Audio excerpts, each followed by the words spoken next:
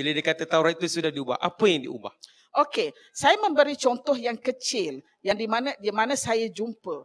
Memang jelas saya boleh tunjuk di mana tempatnya dan kenapa ini, seolah-olah pendeta-pendeta itu mengambil maklumat di dalam batu-batu bersurat yang terdapat sebelum zaman Nabi Musa alaihissalam. Saya ingin bagi contoh yang kedua. Bila Cik Ani kata, minta boleh tambah. Okey, saya tambah. Okey. Contoh yang kedua ialah tentang Kod Hammurabi. Kod Hammurabi sekitar 1800 BC. Ada yang mengatakan 1750 BC. Jadi apa yang diceritakan di sini, dalam Kod Hammurabi itu dia ada kod, undang-undang. Undang-undang yang dikemukakan oleh kerajaan Hammurabi tentang kehidupan. Antaranya ialah jangan fitnah kepada jiran. Jangan memfitnah kawan. Jangan menderhaka kepada ibu bapa. Jangan melihat ke rumah jiran lebih daripada yang sepatutnya. Begitu. Dan apa yang menarik lagi, pada tahun dalam Code of Moses. Dalam Code of Moses, dia menceritakan benda yang sama. Sebagai contohnya, sesudah anda mempunyai hamba selama 7 tahun, anda mesti membebaskan hamba itu. Di dalam Kod Hammurabi, sekitar 1850, dia mengatakan bahawasanya sekiranya anda mempunyai hamba selama 3 tahun, anda mesti membebaskannya. Jadi, ciri-ciri ataupun undang-undang yang dikemukakan oleh Kod Hammurabi itu telah disebut di dalam Code of Moses. Setengah historian berpandangan bahawasanya lahirnya Code of Moses adalah jelmaan Kod Hammurabi. Kenapa mereka mengatakan begitu? Hakikatnya Code of Moses itu sudah tiada. Sudah tiada. Kenapa sudah tiada? Kerana apabila Nabi Musa alaihissalam turun daripada Bukit Tursina, kemudian bila dia melihat kaumnya itu menyembah sapi emas, dia telah menghapaskan alwah yang 10 itu. Dia menerima 10 alwah. Apa makna 10 alwah, Cik Gani? 10 alwah adalah 10 keping. Luh bermakna keping. Keping dalam bentuk batu. Sebab bila dia hentak tu dia pecah. Dan ada mengatakan dia tidak boleh digunakan lagi. Tetapi ada mengatakan dia boleh digunakan apabila dicantum-cantumkan. Tapi pada hemat saya, ia tidak boleh digunakan lagi kerana sesudah daripada Nabi Musa turun daripada Tursina itu, dia telah sesat. Dia dan kaumnya telah sesat selama 40 tahun di padang teh. Semasa baginda sesat, baginda diserang oleh berbagai serangan. Jadi kemungkinan Code of Moses itu sudah hilang. Saya ingin tambah sikit ya, Cik Gani. Itu pahaman kita. Sebab kita berdasarkan kepada tafsir pada Quran dan tafsir serta hadis Nabi SAW. Tetapi bagi pandangan Nasrani dan Yahudi, mereka mencipta satu naratif baru.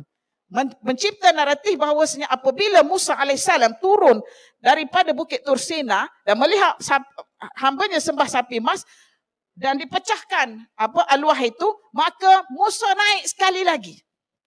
Itu mengikut kepercayaan dalam Bible. Dan Bible dan Nasrani serta Yahudi dia mengatakan Musa alaihissalam naik sekali lagi untuk meminta alwah yang baru daripada Allah Ta'ala.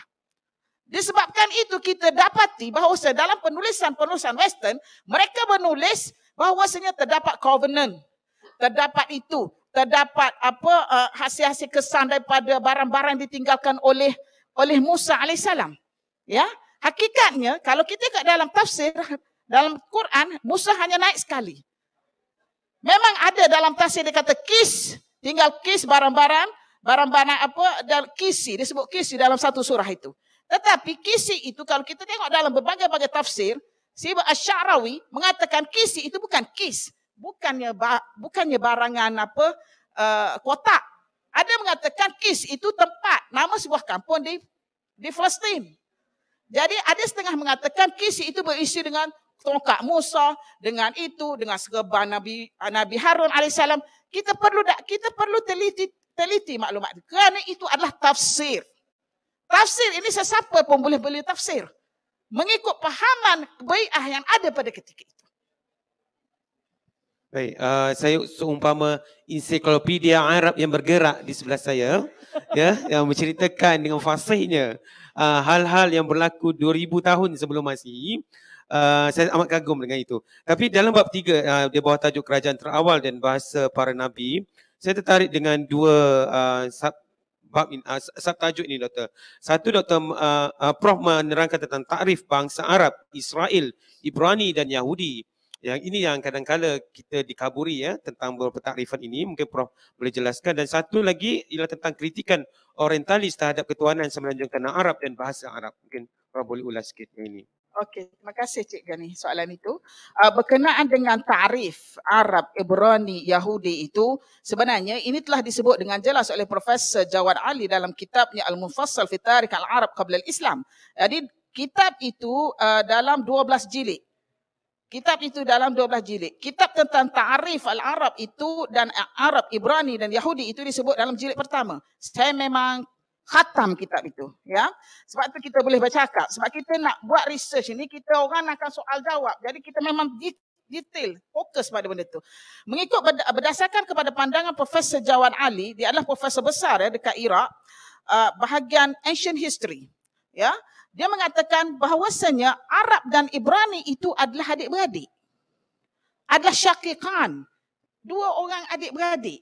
Jadi di manakah Abir itu? Kalau berdasarkan kepada genealogi, kita mulakan daripada anak Nuh lah. Anak-anak Nabi Nuh alaihissalam. Anak-anak Nabi Nuh alaihissalam yang termaktub di dalam kitab-kitab yang ditulis adalah 3 orang. Iaitu Sam, Ham dan Yafid. Ada seorang lagi yang tak naik kapal. Ini ada isu sikit. Ada kata nama dia Yam. Ada kata nama dia Kan'an. Berdasarkan daripada catatan ataupun bacaan saya, Yam namanya adalah Yam. Berdasarkan yang disebut oleh Profesor oleh Abu Fidak dalam Ansabul Bashar. Dan begitu juga dalam Tabari. Tetapi dalam Qurtubi dia menyebut nama Kan'an. Kita dapati bahawasanya Kan'an ini mengikut genealogi yang saya buat, Kan'an ini merupakan anak kepada Ham. Anak kepada Ham. Dia Kan'an, Kush itu. Anak kepada Ham tadi. Jadi berbalik kepada tarif Ibrani dan Abir itu. Ibrani itu bermaksud ialah anak daripada Sam, Ham, Yafid. Anak Sam ni kita discuss tentang anak Sam saja. Sebab anak Ham dan Yafid itu, kalau mengikut hadis Rasulullah SAW, ini hadis Hasan ya, riwayat Tirmizi, Sam Abul Arab. Sam adalah ayah kepada orang Arab. Ham Abul Habsyi. Ham pula ialah ayah kepada orang-orang Habsyi Afrika itu, yang kulit hitam. Yafith pula, Yafith Abul Rum. Yafith pula adalah ayah kepada orang-orang Rum. Di situ itu hadis Nabi, hadis Hasan, riwayat Tirmizi. Apa yang nak cerita di sini? Kita cerita tentang anak Sam, anak cucu Sam bin Nuh saja. Sebab yang dua tadi, Ham dengan Yafith itu, ceritanya dia bukan seri simetrik. Jadi Sam itu ada 5 anak. Iaitu Ashur, Elam, Lawid atau Lut, Arfakhshad dan Aram. Jadi dari manakah lahirnya Abir? Abir itu Abir itu adalah cucu kepada Arfakhshad. Abir bin Shalih bin Arfakhshad. Maknanya wujudnya Abir itu sebelum wujudnya Nabi Ibrahim alaihissalam lagi. Jadi, siapakah yang dahulu Nabi Ibrahim kah? Nabi Khidir. Nabi Khidir. Dia ada 2 kaki bawah Al-Arfakhshad itu. Bawah Al-Arfakhshad itu jujuran ke Nabi Ibrahim alaihissalam dan satu lagi jujuran kepada Nabi Khidir alaihissalam. Nabi Khidir namanya Balia. Balia anak kepada Mulkan, Mulkan anak kepada Falih, Falih anak kepada Shalih. Jadi dia bertemu dengan kaki Nabi Ibrahim di Shalih. Shalih ni dia turun ke bawah, jumpa dengan Nabi Ibrahim alaihissalam. Soalan? Sambung lagi Prof, sambung. Okey. Jadi berbalik kepada cerita Abir itu, maka di situlah wujudnya Abir. Sekiranya penulisan barat mengatakan Abir itu adalah Ibrani, nama dia Ibrani, okey kita terima. Tetapi kalau nama Hebrew, ianya amat pelik bagi saya. Nanti saya ceritakan lepas ni. Jadi bila dia kata, mengikut Profesor Jawad Ali, dia kata, apakah perbezaan Abir dengan Ibrani? Abir merupakan orang yang berabar. Abir makna abara. Abara itu melintasi, bermusafir daripada padang pasir ini kepada pasir yang sana. Jadi dia adalah abara. Mana Araba pula membina kemah. Araba itu membina kemah. Ibrani pula, abara itu merintasi padang pasir. Jadi berdasarkan semantik, makna semantik ini mengikut pandangan Jawa Ali, Abir dan Araba itu adalah orang yang sama ataupun orang yang dua beradik. Sebab kalau ikut tarif Araba itu asalnya ialah daripada Ya'rub. Ya'rub Qahtan bin Ya'rub Jurhum itu adalah Arab yang benar, Arab yang sejati. Ya, dipanggil Arab Al-Ba'idah. Arab ni pula ada 3 kategori, Cik Gani. Arab Al-Ba'idah, Arab Aribah, Arab Al-Musta'arabah. Apa bezanya? Arab Aribah Ba'idah ini the lost Arab. Western scholars menulis the lost Arab. The lost Arab means dah hilang. Siapakah the lost Arab? Ad dan Samud. The lost Arab. Itu diakui oleh orang tulis bahawasanya Ad dan Samud itu Arab. Bagaimana pula mereka tidak mengakui umat yang datang sesudah itu Arab? Kenapa pula mereka mengatakan nabi-nabi yang datang sesudah itu adalah daripada bangsa Yahudi? Ini satu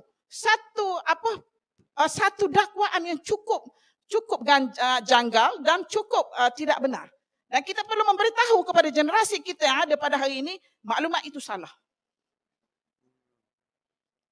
Inilah satu perjuangan untuk membina naratif baru yang saya rasa bukan perjuangan yang kecil, tapi perjuangan yang sangat-sangat memerlukan ketelitian, orang kata apa, semangat yang tidak putus asa untuk membina naratif baru. Jadi bagaimana usaha Prof ini, Prof lakukan ni kepada anak-anak muda, khususnya pelajar-pelajar Prof ini untuk memahamkan, saya dengar pun ni keturunan, satunya bahasa Arab dah susah, saya nak faham kan. Tapi yang kedua tu asal usul itu sendiri, macam mana Prof lakukan itu untuk mempermudah kepada generasi baru ni. Okey, kita nampak bahawasanya generasi baru kita ini perlu didedahkan dengan alam anbiya, alam nabi-nabi. Sebab kalau kita baca kitab-kitab yang ditulis, buku ditulis oleh Western, mereka tidak fokus kepada penulisan tentang alam nabi-nabi. Sedangkan nabi-nabi itu wujud di dalam Al-Quran. Di mana kita nak letak? Dan manakala dunia Islam pula kurang fokus ataupun kurang menekan kepada alam sebelum zaman Nabi Muhammad sallallahu alaihi wasallam. Justru kita perlu dalamkan ataupun perlu fokuskan ataupun didik mereka ini bahawasanya nabi-nabi itu adalah bukan bangsa Yahudi. Bahkan nabi-nabi itu kesemuanya itu daripada Jaziratul Arabiyah kecuali Nabi Musa alaihissalam yang dilahirkan di Mesir. Musa bin Fahish bin Imran bin Fahish, ya, daripada keturunan Nabi Yakub yang datang daripada Palestin itu. Jadi benda-benda ini, naratif yang begini kita perlu berikan maklumat kepada generasi baru supaya mereka tidak terpesona lagi. Atau tidak dengan maklumat-maklumat yang dikemukakan oleh Barat yang jauh terpesong. Bila saya baca, kenapa macam ni? Bila mereka sudah tahu bahawa saya sudah mengeluarkan buku, pihak Akademia Edu menghubungi saya, minta saya jadi referee. Mereka pun tak tahu sebenarnya. Mereka yang generasi yang baru ini, mereka pun tak tahu bahawasanya maklumat mereka dapat itu tidak benar. Saya pernah menegur mereka di dalam perbincangan. Teguran saya, Cik Zgani, dia bincang tentang siapakah yang dibunuh, siapakah yang disembelih oleh Nabi Ibrahim alaihissalam ketika disuruh oleh Allah Subhanahu Wa Taala itu. Maka mereka berbincang, mereka berdiskusi mengatakan Ishak alaihissalam bagi siapa yang Yahudi dan Nasrani. Tapi ada yang mengatakan I heard that is Ismail lah. That is Ismail. Lepas tu saya melihat perbincangan daripada mereka.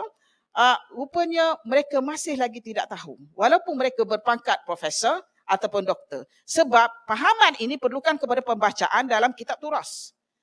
Maklumat yang terdapat dalam kitab turas Arab itu yang benar. Dan adapun kitab-kitab ditulis oleh Western scholars ini, mereka ini sebenarnya tidak semua boleh membaca bahasa Arab. Kemudian mereka kebanyakan mendapat terjemahan daripada Persia. Persia ditulis oleh orang-orang Persia yang berpahaman Syiah. Jadi maklumat yang mereka dapat agak inhiraf ataupun terpesong. Jadi bila kita baca, kita bagi pandangan bahawasanya pada zaman Abbasi, ketika zaman Umawi, zaman Umar Abdul Aziz, beliau telah bertanya kepada seorang Yahudi. Beliau tanya apa? Dia kata, siapakah yang telah disembelih oleh Ibrahim alaihissalam mengikut pandangan kamu? Dia kata, mengikut Yahudi itu baru masuk Islam. Dan Yahudi itu kata, wahai ya Amirul Mukminin, dia kata, kami orang-orang Yahudi tahu yang disembelih itu adalah Ismail alaihissalam. Tetapi bangsa Yahudi ini, kaum Yahudi ini amat cemburu dengan nenek kamu iaitu Ismail alaihissalam. Maka mereka telah mengubah sejarah mengatakan disembelih itu adalah Isa alaihissalam. Hakikatnya ya Cik Gani, saya ingin tambah sikit tentang yang didakwa bahawasanya nabi-nabi itu berasal daripada bangsa Yahudi. Mereka mengatakan Sarah itu anak pembesar Judah dan anak pembesar Judah itu ialah Yahudi. Hakikatnya pada maklumat itu cukup tidak benar. Kerana Sarah alaihissalam itu adalah anak kepada Haran. Haran itu adik-beradik kepada Nabi Ibrahim alaihissalam. Nabi Ibrahim ayahnya nama Azar ataupun Tarikh. Azar disebut dalam Quran, Tarikh disebut dalam Bible. Ada 3 orang anak. Ibrahim alaihissalam, Haran dan Nahor. Jadi Sarah alaihissalam ini merupakan anak kepada Haran. Masa tu boleh berkahwin dengan anak saudara. Syariat membenarkan berkahwin dengan anak saudara. Bila syariat tak benarkan berkahwin dengan anak? Ketika zaman Nabi Musa. Ya. Okey, cerita pasal yang dia mengatakan Sarah ini adalah anak pembesar Yahudi, anak pembesar daripada negeri Judah, tidak tepat. Seolah-olah mereka ingin mengubah sejarah Nabi Ishak itu mengatakan keturunan Yahudi kerana daripada ibu yang berbangsa Yahudi. Sebab itu dia menukar bahawasanya benih manusia itu terhasil daripada benih ibu, bukan benih bapa. Orang Yahudi menganggap bahawasanya, berpercaya bahawasanya benih manusia terlahir daripada benih ibu. Kerana dia nak nasabkan kepada Sarah tadi. Hakikatnya Allah Subhanahu Wa Taala telah menempelak mereka dengan mengemukakan satu ayat mengatakan manusia ini lahir daripada min zuhuri abaihim. Daripada belakang, tulang belakang bapa.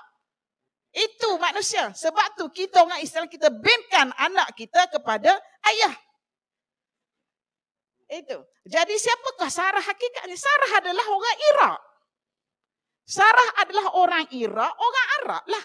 Kalau masa tu tak wujud Arab, kita kata proto-Arab lah. Macam kita, proto-Malay lah. Maknanya, kalau Loni, sekarang ini. Loni tak serupa dulu. Keluar dah. Kalau Loni, kita tengok Iraq kah, Saudi kah, apa kan. Adalah milik orang Arab. Tok nenek dia mestilah bangsa Arab. Itu teori sosiologi. Jelas bahawasanya, dia punya ancestors, dia mestilah sama keturunan. Siapakah Yahudi sebenarnya Cik Gani? Yahudi ini merupakan berdasarkan pandangan disebut oleh Abu Fida dalam Ansabul Bashar dan juga ini disetujui oleh Profesor Majid Khairbik daripada Syria. Dia mengatakan bahawasanya Yahudi ini satu kumpulan yang pada peringkat awal dia panggil Ancient Jews. Kalau dalam kitab orang putih, dia tulis Ancient Jews. Mereka ini pada awalnya adalah bangsa, berbagai-bagai bangsa. Datang daripada Afrika, datang daripada Babylon, daripada Iraq, daripada orang Arab, daripada orang Afrika, daripada orang Parsi, daripada orang Rom. Untuk pergi ke Palestin, untuk berdekatan dengan para anbiya. Itu perkataan Yahudi, sebab itu dipanggil Yahudi.